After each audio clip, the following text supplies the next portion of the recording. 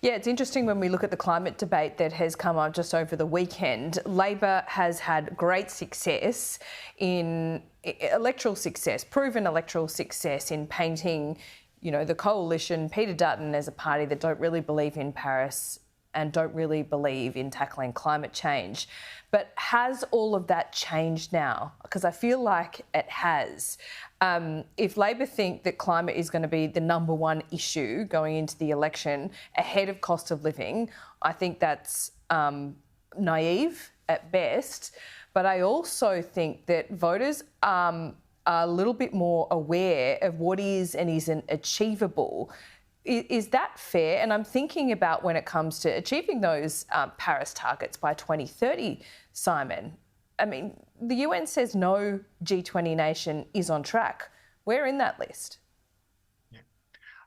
I'll leave the achievement side of it to the climate scientists, but the electoral politics of it is actually really interesting. So there's probably, other than cost of living, there probably is no single issue that would carry the day for either side of politics at the moment. I mean, if you could do something amazing, wave the magic wand on cost of living, then absolutely. But climate still has particular political resonance in some really key electorates.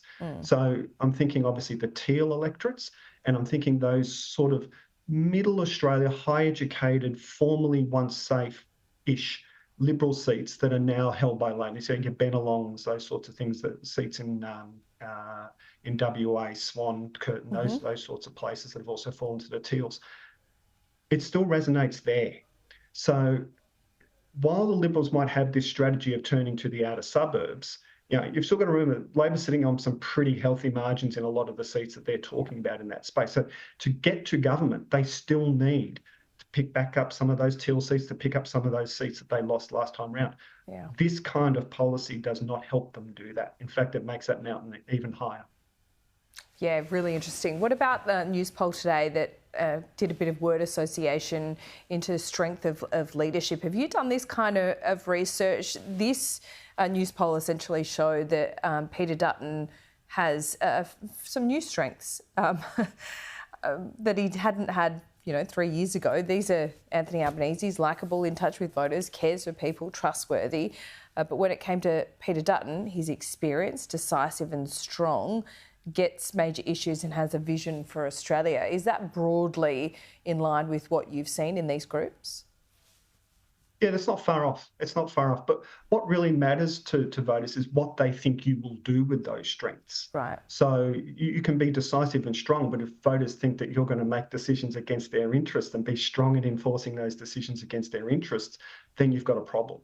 And that's where, going back to that previous conversation about climate, for example, I don't think there'd be any voters sitting in those now Labor-held or Teal-held seats that would have any doubt that Peter Dutton will implement what he said there.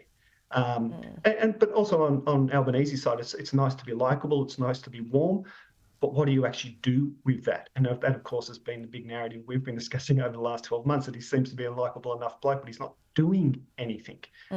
So yeah, it's where you take that stuff is probably the more important thing than even sort of those sort of surface level kind of descriptions that voters are applying.